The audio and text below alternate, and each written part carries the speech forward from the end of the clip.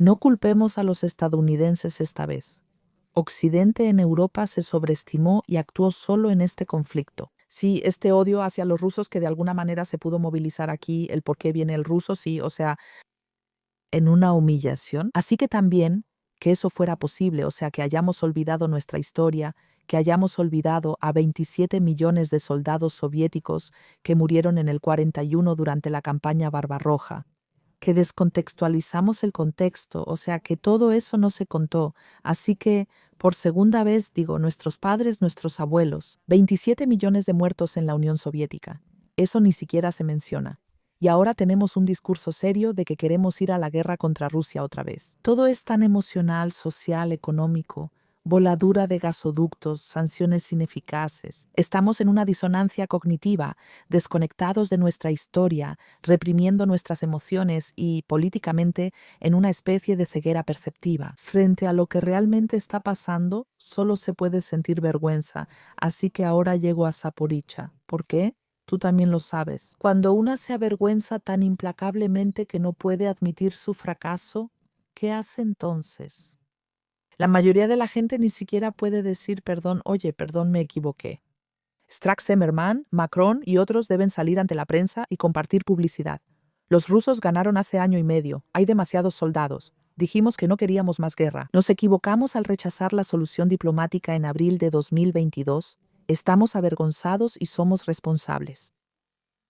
¿Ahora ellos deben hacerlo tras 3 años repitiendo lo del ruso? Eso muestra que no hay una solución que les salve la cara. Hay una frase de Rimbaud, un joven poeta durante la Revolución Francesa. Él dijo una vez, «Qui ne peut pas construire doit détruire».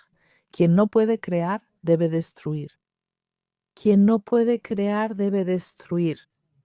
Así que quien no pueda lograr la paz ahora, quien no haya trabajado por ella, quien haya hecho el ridículo ante la historia, quien haya hecho el ridículo ante la diplomacia, quien haya traicionado el legado de la civilización europea. Así que quien, por así decirlo, literalmente se haya aprovechado de Europa, Europa es una mujer. Quien haya abusado de Europa porque la ha violado, se puede decir que la ha erotizado.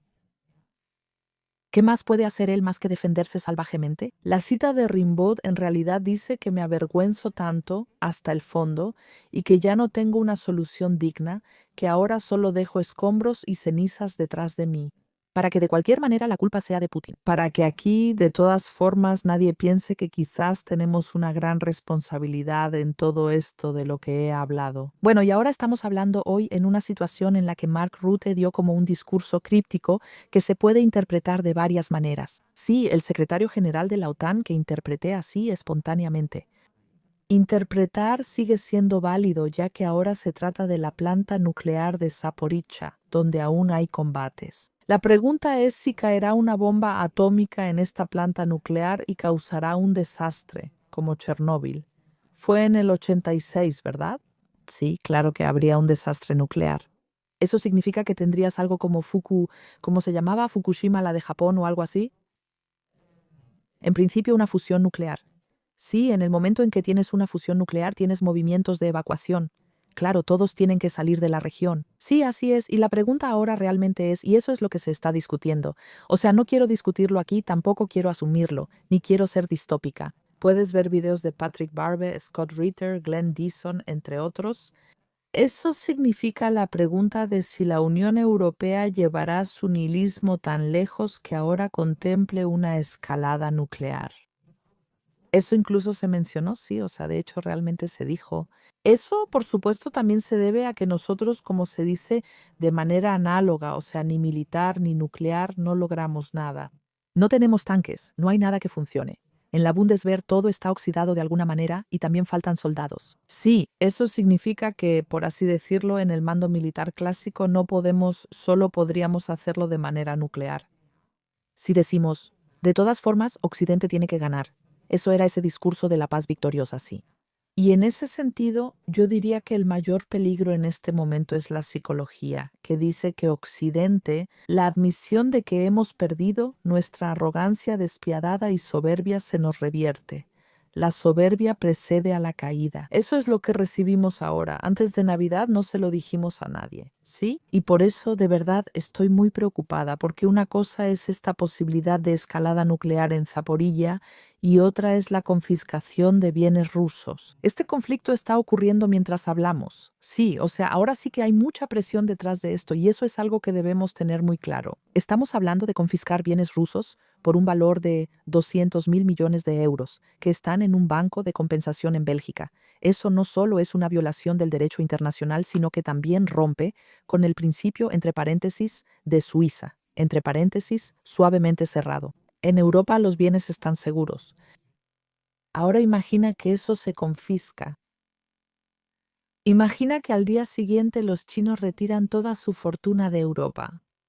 Si quisiera desconectar a Europa, diría: señora von der Leyen, confisque los bienes rusos. Sí, apostaría a que todos los países Brasil, Rusia, India, China y Sudáfrica son solidarios con Rusia.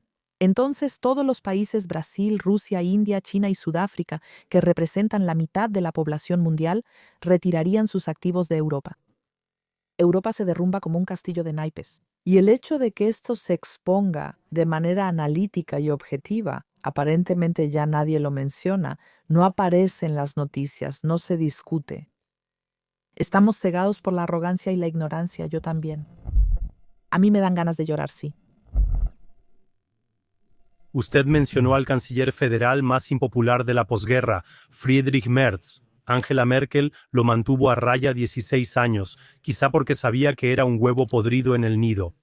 ¿Este comportamiento tan cuestionable es solo por sus vínculos con BlackRock o hay otra razón? Creo que Angela Merkel lo mantuvo fuera porque lo consideraba completamente incapaz. Esa es una de las pocas decisiones de Angela Merkel que yo apoyaría.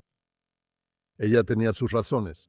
Bueno, él siempre fue un tipo llorón que, sí, básicamente pensaba que no se le valoraba lo suficiente.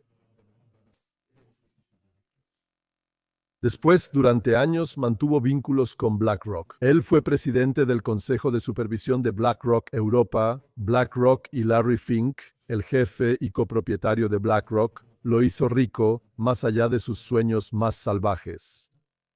Sí, porque es completamente imposible que haya podido reunir esa fortuna que tiene solo como abogado o asesor. Sí, y por supuesto, al final de cuentas, él no tiene la competencia económica necesaria, ni siquiera puede leer un balance bancario para justificar ese trabajo. Si supiera leer un balance bancario, sabría que Él afirmó que las cuentas de ahorro de los alemanes, que ese dinero es el que está ahí sin usarse y que habría que activarlo para inversiones. Si supiera leer un balance bancario, sabría sobre las cuentas de ahorro de los alemanes. Son préstamos que los alemanes dieron a bancos y estos los otorgaron a constructores, empresas, al Estado, etc. Ese dinero ya se invirtió y no puede reciclarse. Eso quiere decir que no está sin usarse, sino que mediante cuentas de ahorro ha pasado al mercado de capitales para invertirse. El señor Merz claramente no sabe eso, de lo contrario no diría esa tontería. Y eso significa entonces conocimientos económicos. Y no puede ser el conocimiento lo que le consiguió el trabajo. Entonces, ¿qué fue lo que le consiguió el trabajo? Por supuesto, exactamente lo que BlackRock quería. BlackRock crió a su propio canciller ahí. Sí, eso es pura historia de cabildeo. Sí, él les pertenece, estuvo con ellos tanto tiempo. Sí, una llamada de Larry Fink podría revertir al instante cualquier decisión que él, como canciller, tome y no le agrade. Y probablemente eso también sucede regularmente, sí, y eso también explica su comportamiento. Y por supuesto, uno podría pensar que BlackRock como empresa tendría interés en que la economía crezca y prospere y que solo en una economía en crecimiento se pueden hacer buenos negocios, al menos si se tiene un modelo de negocio decente. Pero BlackRock no funciona así en gran medida y las langostas tampoco funcionan así en gran medida. Lo que sucede es que al llevar a un país a la ruina, como ocurre ahora en Alemania, entonces surge una crisis al estilo griego, es decir, lo que los griegos vivieron entre 2010 y 2015. ¿Y qué pasa entonces cuando ocurre una crisis al estilo griego? Entonces se recorta a más no poder, claro, porque ya no hay otra opción, y se privatiza a más no poder. Y Alemania probablemente posee algunos de los mayores activos estatales del planeta. Estimo que son unos 3 billones de euros considerando calles e infraestructura, participaciones, cajas de ahorro, bancos estatales, aeropuertos y puertos, proveedores de energía, servicios municipales, gestión de residuos, todo lo que existe ahí. Si se privatiza eso, fácilmente se obtienen 3 billones, quizá incluso más. Y yo estuve en Grecia en 2015 y en ese entonces también, ahora ya puedo hablar de ello, ya se informó en la Tanea, uno de los periódicos más grandes de Grecia. En ese entonces asesoré al gobierno.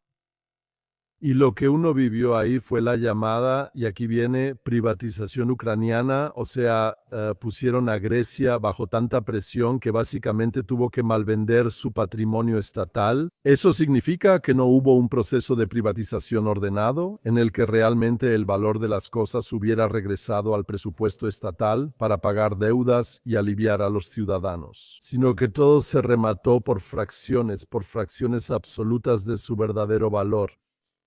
Y eso solo es posible cuando la crisis es tan grande que básicamente ya se pueden implementar controles de movimiento de capital. Y eso fue lo que pasó también en Grecia. No se podía retirar más de 60 euros en el cajero automático, no era posible. Sí, y el resultado fue una privatización ucraniana, en la que por supuesto la oligarquía llegó y compró todas las cosas buenas por poco dinero. Eso significa que así es como se crean fortunas de miles de millones para la oligarquía y se incrementan. Eso se llama privatización ucraniana porque Ucrania, considerado el país más corrupto, hizo exactamente eso, pertenece a los oligarcas hasta hoy. Y eso es lo que planean hacer con Alemania, llevarla a la ruina para que se vea obligada a malvender toda su riqueza y hacer ultra ricos a unos pocos, aún más ricos de lo que ya son. Y BlackRock es, después de todo, un punto clave del sistema financiero oligárquico. Y entonces sabemos cuáles son los intereses que representa nuestro canciller en caso de que él, y eso es lo que yo personalmente asumo, porque no me lo puedo explicar de otra manera, en realidad representa los intereses de BlackRock. ¿Qué sospecha usted ahí? ¿Son más bien unos 5 a 10 millones en patrimonio? Porque usted describió hace un momento que Larry Fink lo convirtió en un hombre rico, o más bien 25 a 30 millones. ¿Sobre qué se especula ahí? Es difícil decirlo, pero puedo decirle cuánto cuesta el avión que él presume. Solo el mantenimiento cuesta entre 50 y 100 mil al año.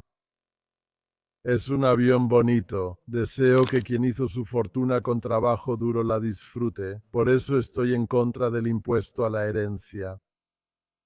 Pero me pregunto en qué dependencias se ha metido nuestro canciller cuando BlackRock lo hizo rico. No sé si son 10, 20 o 100, pero debe ser una cantidad considerable, porque seguramente una persona normal no gasta el 10 o 20% de su patrimonio en un avión. Eso es bastante improbable. El avión cuesta cerca de 1 millón. Me pareció realmente genial tu razonamiento, tiene mucho sentido. ¿Por qué este país de alguna manera está siendo arruinado? Porque obviamente estos especuladores al final solo quieren hacer aún más ricos a los oligarcas. Ese ejemplo de Grecia hasta me puso la piel de gallina. Es una distopía fuerte para este hermoso país, Alemania. Si realmente llega a eso, vamos a dar un paso más allá. Donald Trump impone sus condiciones en Ucrania con Rusia, mientras Europa permanece inactiva y la Unión Europea enfrenta un posible colapso financiero. ¿Qué ficha de dominó cae primero? ¿Alemania, Italia o Francia? ¿Qué sucede ahí? Sospecho mucho que será Francia.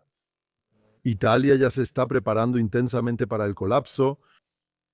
La señal más clara de esto es que la primera ministra Meloni está poniendo las reservas de oro italianas bajo el control del gobierno. O sea, físicamente, es cierto que pertenecen al Banco de Italia y que el Banco de Italia de todos modos también pertenece al gobierno, pero a Meloni no le da confianza eso. El Banco de Italia, como parte del Banco Central Europeo, podría entregar ese oro al Banco Central Europeo y, en ciertas circunstancias, podría empeñarse, perderse o sucederle algo similar. Así que ahora ella toma ese tesoro de oro, que al fin y al cabo pesa casi 2.500 toneladas, uno de los mayores tesoros de oro del planeta, y lo pone bajo control estatal. Eso solo se puede explicar si ella parte de la base de que también es necesario y tiene sentido hacerlo. ¿Y por qué es necesario y tiene sentido hacerlo?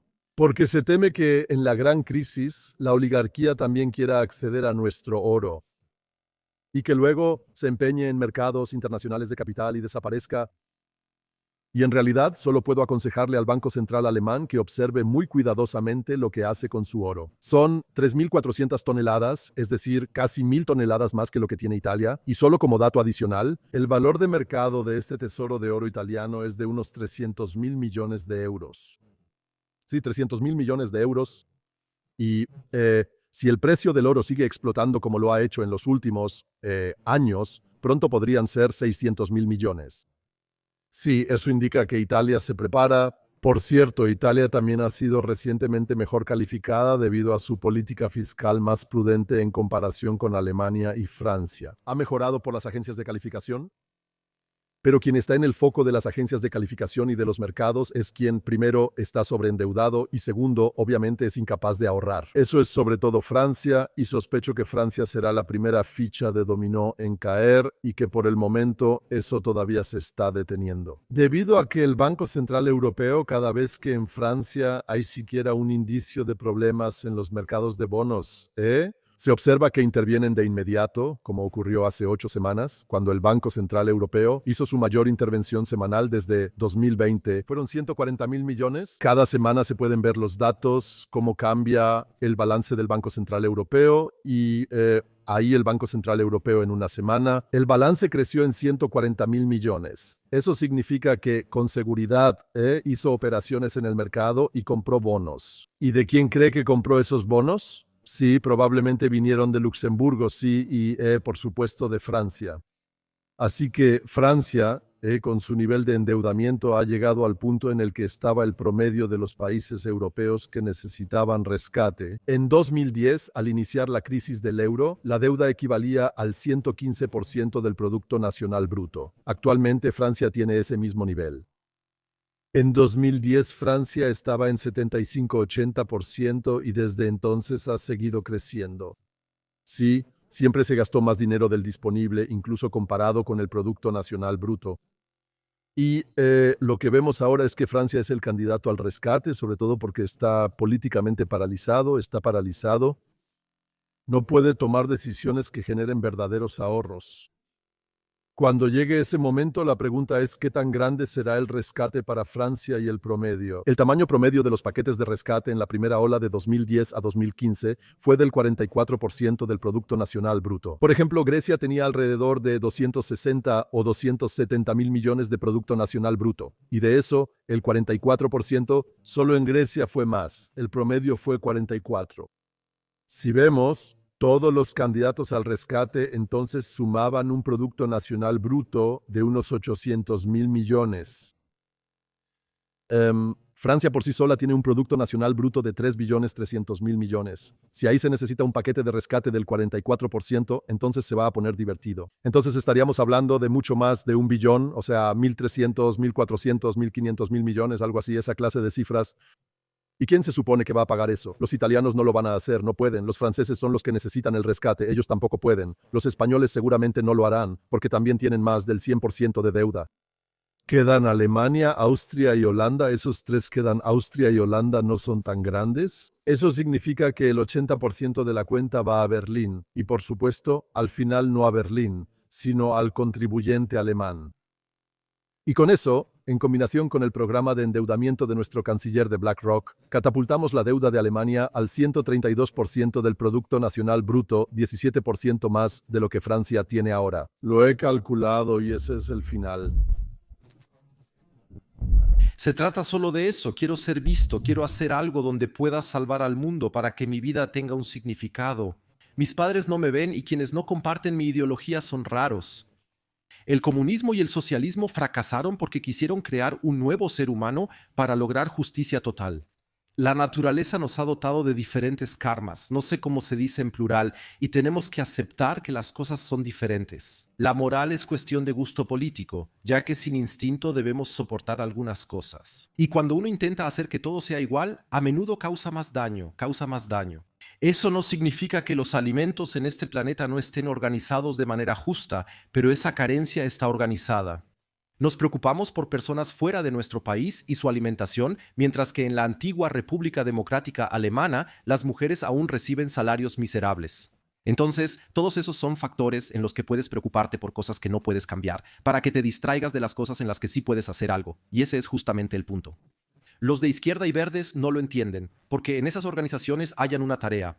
Lars Klingbeil es un ejemplo, ha tenido una carrera impresionante. Sala de partos, aula, sala plenaria. Fuera de eso, no hay experiencia de vida. Ahora puede brillar solo por estar presente. No sabe hacer nada más. Y ahora puede. No tiene idea de dinero de bolsillo, pero ahora puede administrar el presupuesto más grande. Ahora es importante. También se ve a sí mismo en las noticias y su mamá dice, te has convertido en alguien y así sucesivamente. Me pregunto cuál es la motivación detrás de eso. Estos sistemas atraen a personas que no serían contratadas en otro lado. Por ejemplo, Heidi Reicheneck, si trabajara en la caja de Aldi, marcaría mal los productos y la despedirían. Son personas de bajo rendimiento que también hacen videos de baile graciosos y están a años luz de la seriedad. Y lo que expresan es, no soy adulto, pero ahora tienen que verme. Por cierto, eso también fue Ricarda Lang. Por fin ya no puedo ser ignorado. Esa es la señora von der Leyen, la mujer que intenta hablar alemán o inglés en la Organización de las Naciones Unidas en Nueva York. Ya no pueden ignorarme. Esa obsesión por la viabilidad en el grupo, donde me animaban diciendo, tú puedes lograrlo, solo ponle pasión, pero alguien debe decirlo. No tienes ningún talento, o sea, eso que crees que puedes hacer, en realidad no puedes hacerlo. Sí, yo vivo mi talento, tengo un chip de idiomas bien desarrollado, no debería tocar la guitarra, no es buena idea, pero formaría una banda y todos tendrían que escuchar, si no sería racismo. Simplemente no soy Jimi Hendrix, pero aún así quiero hacerlo. Esta locura, esta obsesión por lo posible es ideología que al final solo nos da una libertad que busca confundirnos. También se les dice a niños de 5 años que han visto televisión infantil. Si no estás completamente seguro de si eres niño o niña, una pregunta que él nunca se había hecho, entonces ahora puedes tomar un bloqueador de la pubertad. Eso nos lo venden como libertad. Está bien, y eso está mal, y ahí es donde volvemos a nuestro sistema. Nuestro sistema es dual, hay bien y mal. Debe existir la opción de desviarse para elegir correctamente. Es una metáfora, toda la vida lo es, y esa es la oferta del mal. Confusión total y posibilidad de ser cualquier cosa. En esta ciudad frecuentemente veo personas disfrazadas de zorro, quienes claramente presentan trastornos de comportamiento. Si preguntas, ¿qué haces ahí? Ya no eres tolerante. Pensé, si es un zorro, trabajaré como cazador. Es idiocracia, está en un nivel de estupidez. Y quiero decir, si realmente quieres saber lo que está pasando aquí, solo tienes que mirar. La idiocracia o la vida de Brian, este tema de querer elegir ser hombre o mujer, no se puede elegir. Eso lo da Dios. Correcto, déjame un momento. Última frase. Quiero que me llamen Loretta. Ya conocemos todo eso y por eso también es gracioso. Es gracioso visto así, pero no puedes luchar contra el sistema escolar, político y otros. Te adormecen. No. Te adormece con esa supuesta seguridad tan bien y tan enredado que muchos afuera se benefician. Y por supuesto, quiere mantenerte alejado de la responsabilidad personal. Ese es el propósito. Por otro lado, los políticos saben que la responsabilidad personal fue casi la palabra prohibida en 2021. Los políticos lo saben y tocan esa melodía del miedo, porque esos condicionamientos que mencionaste están muy arraigados en nosotros. Si escribo responsabilidad personal 50 veces en el programa electoral, te devuelvo algo de tu impotencia y te hago sentir autodeterminado, o al menos eso crees. Por eso la gente lo cree y fue una palabra tabú. Pero no puedes cambiar el interruptor tan fácil. Y esa política de distracción del sistema allá afuera es tan perversa que como individuo te afecta, salvo que seas muy culto, con una gran biografía y estés totalmente inmerso en el tema, estás en otro nivel, la mayoría sigue en el presente. Por eso la crisis es buena, sirve para notar que algo anda mal, y por eso el coronavirus fue positivo. Durante el coronavirus cambiamos de amigos. Los que tenemos ahora son los que permanecieron, los demás ya no salen con nosotros. Esa es una buena historia. No quiero repetirlo, pero tampoco perder esa experiencia porque ahora veo que te excluyen rápido si no haces algo. O sea, ¿me tengo que vacunar porque a quien se vacunó tampoco le sirvió? No lo entiendo. Eso es absurdo en sí mismo. Entonces uno se vacuna para que ya no le importen los no vacunados, pero ahora resulta que solo cuando ellos se vacunan y los otros son insolidarios porque no están vacunados. Tú me puedes contagiar, ahí ya no entiendo nada. Incluso instituciones antes símbolo de estabilidad como la Iglesia usaron banderas arcoíris y dijeron que vacunarse es amor. Pensé, si el nazareno hubiera hecho eso, habría dicho, disculpen, soy yo, vengo de Nazaret. Solo podemos abrazarnos si están vacunados. Eso, por supuesto, él no lo habría hecho. Él se habría reunido con toda la escoria, la llamada escoria. Y yo me veo más bien como alguien, no pertenezco a ninguna religión organizada, pero soy más bien alguien que es un cristiano underground. Así que, antes de que cante el gallo, no los negaré 3 veces. Diré, lo conozco y no me importa lo que quieran. Me mantengo firme en mis argumentos. Para mí, se trata solo de eso. Soy malo para ser cobarde, no puedo hacerlo. Y también soy malo, no soy bueno, soy malo para arrastrarme. Aquí también hay caca de perro por todas partes en Berlín, pero soy malo para arrastrarme, no puedo hacer eso. Otros pueden ser más talentosos en eso. Yo no quiero vivir así. No me dejan participar y quienes me lo dicen tampoco lo harían. No me interesan las personas del montón. Eso es demasiado para mí. No veo programas de cocina de Zweites Deutsches Fernsehen, aunque seguro son buenos, prefiero cocinar. Sí, y ese es nuestro sistema económico, y ese es nuestro sistema de gobierno, eso es democracia tipo McDonald's. Tienes que ir a McDonald's, y ahí puedes comer si quieres semanas italianas, pero no es Italia. No tienes contacto ni control sobre el camión que viene detrás de ti. Y si todos hicieran eso, el país se vería completamente diferente, si todos hicieran eso. Pero entonces corres el riesgo de que posiblemente cometas errores y entonces podrían señalarte por cometer errores. Ya llevas tanto tiempo sin cometer errores que te has quedado estancado. Los primeros errores más importantes los cometiste en tus primeros años. Aprendiste a caminar, ¿cuántos errores cometiste? Te caíste de bruces, aprendiste a hablar, ¿cuántas veces te equivocaste al hablar? Entonces se dijo, eso basta para la era de las máquinas que termina con la inteligencia artificial. Y a partir de ahora, haces lo que te pedimos, para que estés seguro, libre de errores, o sea, para que estés seguro al aprender cosas nuevas. Y el 90% de todas nuestras acciones es puro miedo, que resulta de cómo los demás nos juzgan. Así que, ideológicamente hablando, siempre andamos con una especie de dog face, todo el tiempo. Sí, así. Y esa autooptimización constante nos estresa todo el día. Y por eso, tampoco tenemos profesiones que vengan de una vocación, sino trabajos que queremos cambiar. No porque sean mejores, sino porque ahí puedo ganar más dinero, para que el fin de semana pueda vivir aún más la vida que realmente quiero vivir. Pero también tengo que estar siempre disponible en casa, aunque siempre digo que esto es equilibrio entre trabajo y vida. Eso no es cierto. No nos informan, nos mantienen ocupados y toda esa tontería, toda esa basura es demasiado ridícula, demasiado absurda como para que yo participe en eso. Es una prueba de inteligencia y yo la paso, así que, por supuesto, caes en desgracia. ¿Ante quién? Los seguidores.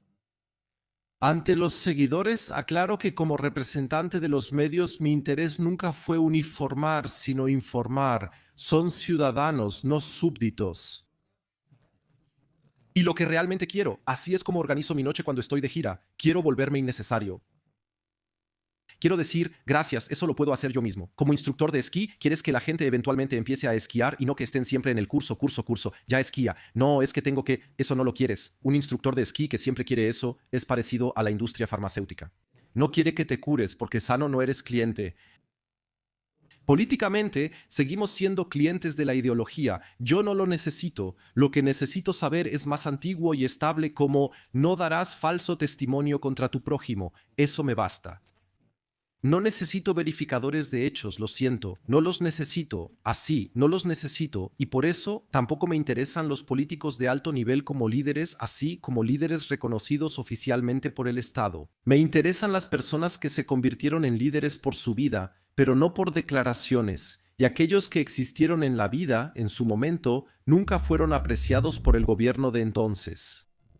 Y luego, por supuesto, lo segundo sería dejar de quejarse de todo lo que pasa allá afuera. Solo puedo enojarme por algo que también puedo cambiar. Y ya habíamos dicho que lo único que puedes cambiar eres tú mismo. Con tus ideas, tus convicciones, puedes hacer, por así decirlo, una sesión crítica contigo mismo. La pregunta clave es, ¿realmente me gusto y estoy en paz conmigo mismo? Es feliz. Entonces puedo sentir si esas necesidades profundas que tengo con la forma en que vivo mi vida ahora están siendo satisfechas o sigo siendo alguien necesitado y entonces vuelvo a pertenecer al grupo de los que quieren algo y entonces se dirá que tengo que intentar finalmente satisfacer esas necesidades insatisfechas y para eso tengo que ocuparme de ellas de alguna manera, tengo que intentar encontrarlas. Esas están enterradas. Tomemos una necesidad como esa que todos tienen, la alegría de vivir.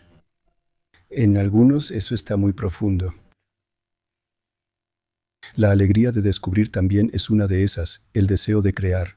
O se puede hacer concreto, esa alegría de bailar, de cantar. Todo eso, en muchas personas, ha desaparecido por completo, está encerrado, por así decirlo, en su interior. Pero por así decirlo, como red en el cerebro todavía está ahí. Pero no se puede acceder porque está reprimido, y entonces uno puede intentar volver a establecer contacto con esa parte. Para eso hay que tomarse tiempo y preguntarse, ¿dónde están esas necesidades? ¿Qué me gustaría hacer? ¿Qué me haría bien? Y entonces tu interior, tu yo auténtico y tu voz interna te dicen qué sería bueno ahora, qué te haría bien. Por el amor de Dios, hazlo. No tienes que cambiarlo todo ni dejar todo lo que tienes actualmente, sino que se trata solo de ti. Y puedes vivir en una relación terrible si te aseguras de que tú estés bien, posiblemente incluso la relación se cure de nuevo. Puedes estar en un trabajo terrible donde tienes puros idiotas como compañeros y aún así asegurarte de que tú estés bien. Los compañeros desaparecen no porque se vayan, sino porque cambian de repente.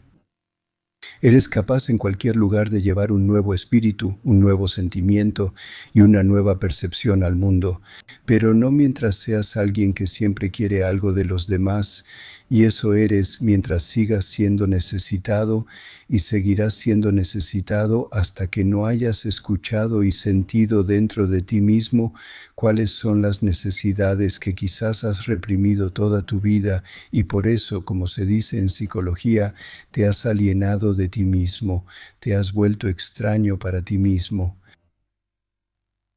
Solo funcionas, pero ya no vives.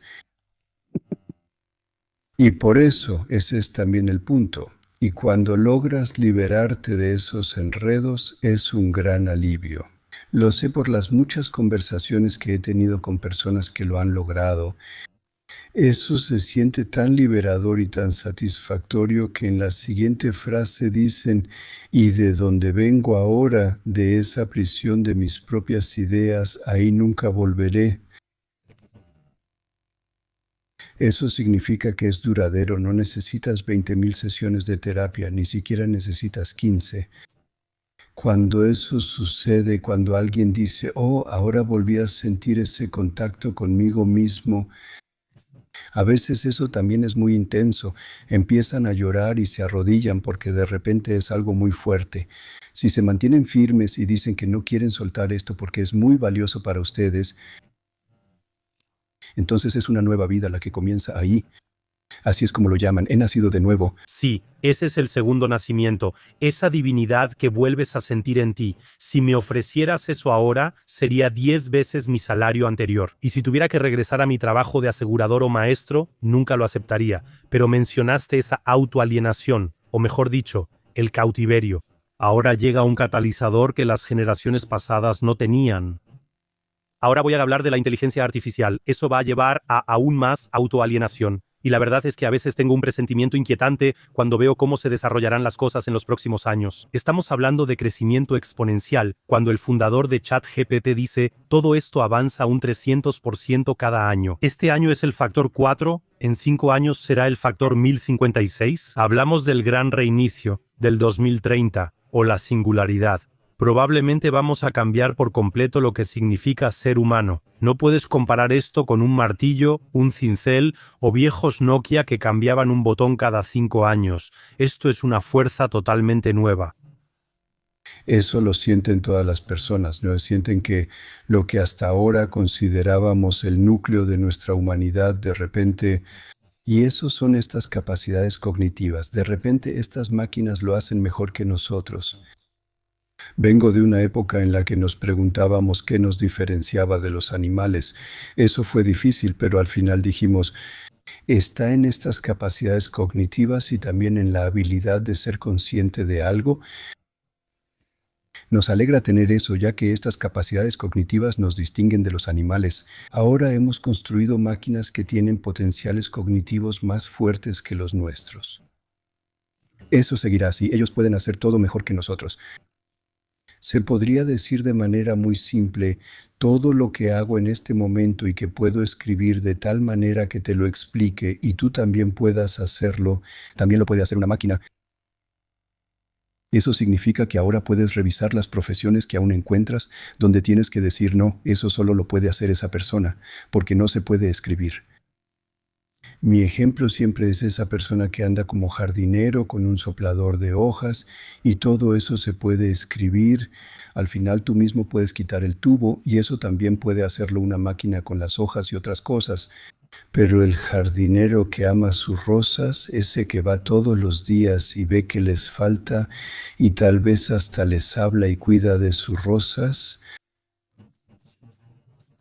ese nunca podrá ser reemplazado por una máquina en este mundo.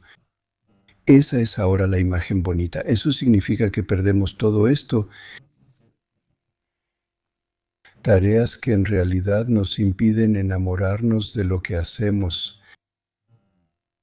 Ahora lo voy a voltear intencionalmente porque tampoco me gusta todo este llanto.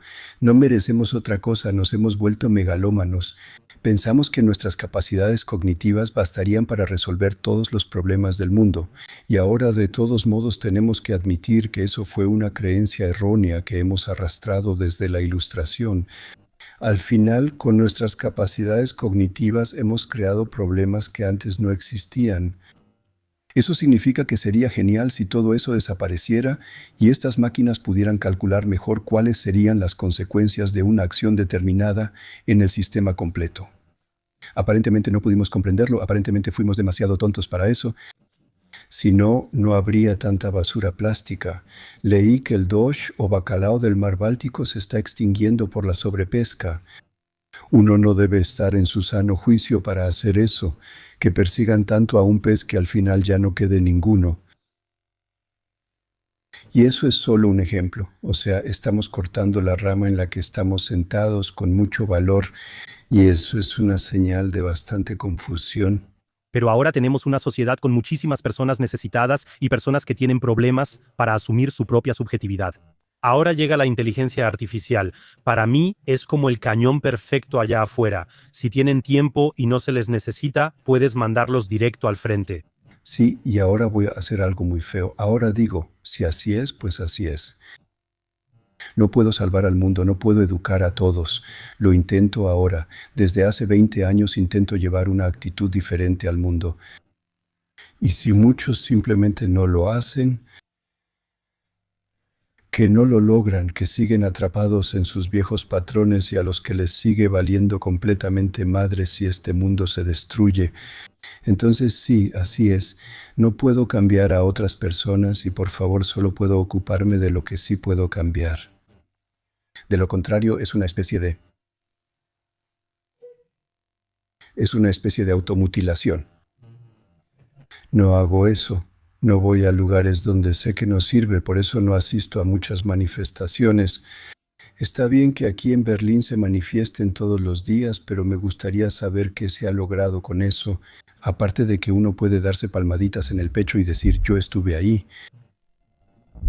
¿Dónde está escrito que la familia es algo terrible, que los niños son algo terrible? Esos pobres desgraciados que andan por ahí como solteros y luego tienen que realizarse como encargados de género o algo así, eso es una locura, todo eso es una locura. ¿Por qué no volvemos a ser normales? Y lo curioso es, y eso lo sabemos los dos aquí en Berlín, los grupos afectados, gays, lesbianas y así, ni siquiera quieren esa ideologización. Ellos mismos lo han dicho en Schöneberg, donde el Islam les complica la vida. Entonces, simplemente votamos por la alternativa para Alemania. Ellos mismos en un portal de citas gay en la encuesta. ¿Por quién votan ustedes? La mayoría ha dicho, por supuesto que votamos por la alternativa para Alemania porque es el único partido que nos libera de toda esa tontería ideológica que ni siquiera queremos. Y al mismo tiempo también evita el islamismo extremo que aquí nos colgaría de las grúas. Esas son realidades, pero aparte de ti y de otros medios alternativos no se escucha eso. Y por eso me alegra, y se lo digo directamente a los espectadores aquí cuando recorro el país. Ya nadie me asocia con el Zweites Deutsches Fernsehen, aunque eso fue hace solo 7 años. Nadie, pero todos dicen, estás en los medios alternativos, en los podcasts, y eso nos parece genial. Y debo decir que eso es lo que más me gusta de la generación joven, que ya no se dejan manipular por esos medios estatales que además se financian con cuotas obligatorias. Cuotas obligatorias, objetivamente son cuotas obligatorias que aseguran mi pensión. Pero ya no puedes decir esa palabra, ese es el último chisme, eso es nazi. Si dices cuotas obligatorias, es como decir, estás pagando por algo incorrecto y manipulador. Ya no puedes decir eso. Ahora solo tenemos prohibiciones, todo está prohibido. Y ya nadie se atreve a decir su opinión. Más del 80% de la gente dice en encuestas que ya no se atreve a expresar su opinión, porque siempre están solos. Por eso solo puedo decir tenemos que unirnos. En todas las clases escolares, en los clubes, en los vecindarios, hay personas en todas partes que piensan, digamos, como yo. Lo veo en todas partes cuando me hablan y siempre les digo, querida gente, únanse. Y si de repente en un consejo de padres en la escuela hay 5 personas que piensan así, entonces se suma la 6ª y la 7ª, porque todos tienen miedo, tenemos que volver a atrevernos. Y esos son los verdaderos pensadores independientes, los que no siguen a los demás, sino que dicen, nos importa el futuro y no la destrucción del presente. Sospecho que Pedro tiene un escenario completamente diferente. Bueno, yo deseo que la alternativa para Alemania tenga la mayoría absoluta en este país en las próximas o a más tardar en las siguientes elecciones federales. Así podrá mostrar lo que hace con esas figuras emblemáticas afuera. La señora Storch ya ha estado sentada aquí antes, vino hace poco. Sí, lo sé, ya lo he visto y escuchado todo. Ha buscado consejo y apoyo ideológico de Estados Unidos y creo que vamos a desviarnos hacia un campo de experimentación sumamente autoritario. No porque la alternativa para Alemania sea especialmente mala, sino porque en algunos años la alternativa para Alemania tendrá palancas que los gobiernos anteriores no tenían. Me refiero a la obligación de identificación, monedas digitales, Palantir y todo lo que se prepara, porque la alternativa para Alemania es solo una parte. Hay que tomar distancia para verlo. De Alemania, que obtenga 30, 40 o 50%, en realidad eso es solo secundario. Allá afuera hay 190 países que de alguna manera siempre participan en toda esta arquitectura de seguridad digital. Y ahí la alternativa para Alemania también tiene que implementar lo que allá afuera sea el espíritu de la época. Y entonces, por supuesto, todo se le va a achacar a la alternativa para Alemania, que prácticamente es el partido autoritario. Pero como ya describiste correctamente, eso es simplemente lo que actualmente se decide allá afuera por nosotros. Y eso es lo que más me preocupa. La alternativa para Alemania con sus recursos hará lo mismo que ahora hacen los de izquierda contra los de derecha, como en Estados Unidos actualmente. Donald Trump al final va a silenciar a aquellos que lo han estado atacando durante décadas. Bueno, eso en sí mismo es una gran oportunidad para mí ahora. Antes de que llegue a ese punto, uno puede reaccionar de inmediato. Para mí, el gran problema es que hasta el próximo septiembre habrá elecciones que puedan decidir algo fundamental. Preferiría que ahora en octubre se votara en Sajonia-Anhalt. Un tipo extraordinario como Ulrich Sigmund, candidato a ministro presidente de la alternativa para Alemania allá. Hoy, mientras estamos aquí sentados, tiene la sensacional encuesta del 40%. La Unión Demócrata Cristiana ha bajado al 25%. Siempre había sido al revés. Eso significa que estamos viendo que un Estado federal, que además tiene un buen candidato, de repente explota. Lo que dices es totalmente correcto para el futuro lejano. Pero todo eso se puede evitar, es decir, que seamos manipulados digitalmente, que tengamos al ser humano transparente. Yo creo que lo peor de todo es la eliminación del dinero en efectivo. El efectivo es la última libertad que existe. Solo puedo hacer un llamado cuando pago en algún lugar.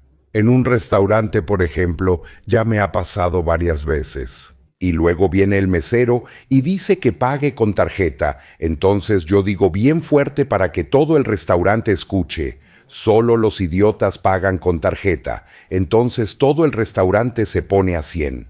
De repente todos empiezan a discutir sobre ese tema y hasta preguntan de mesa en mesa qué quise decir con eso. Y entonces digo, si ya no tienen efectivo, entonces son personas transparentes. Yo no quiero eso. Por eso, por favor, paguen en efectivo. Por cierto, eso me lo dice cada banquero, pero cada banquero también me dice que el efectivo es muy caro, que manejar efectivo es costoso. Por eso, por razones comerciales, tenemos que eliminarlo. Por eso estoy muy atento a eso. Solo tomo este ejemplo. Luego todo esto de que todo se digitaliza, hasta mis datos más íntimos con el médico y así sucesivamente. Eso puede y debe evitarse ahora. No puedo decir que la alternativa para Alemania tendrá después una herramienta como la que ahora tiene Trump. Y puede que lo que otros hacen ahora de manera negativa, tal vez lo utilice de manera positiva. No, yo digo que no debemos permitir que llegue tan lejos. ¿Por qué nos ocupamos de esto ahora? ¿Qué pasaría, querría o podría suceder si Alemania tuviera a un tipo como Trump? Quizás ni siquiera lo necesitamos, si este pequeño Alemania siempre actuamos como si fuéramos el ombligo del mundo. Perdón, pero Europa se ha eliminado a sí misma, Alemania se ha eliminado a sí misma. El señor Trump hace un trato en el Medio Oriente en 5 minutos para que al menos esta crisis actual termine. Mientras tanto, el señor Wadefull está sentado. Ni siquiera sé si alguien sabe quién es el señor Wadefull. Ese es el ministro de Asuntos Exteriores de Alemania. Él todavía va. Aquí todavía necesitamos una conferencia, allá otra cumbre, esto y aquello, pero Trump ya resolvió todo y el señor Merz está sentado en un evento en Egipto, entre plantas en maceta. Eso hay que verlo, todo eso se puede ver, solo hay que buscarlo en los medios alternativos. Yo antes habría puesto eso como noticia principal en el Zweites Deutsches Fernsehen. Señor Merz, Alemania solía ser uno de los países más importantes del mundo. Ahora está como adorno entre plantas en maceta y observa cómo Trump salva al mundo.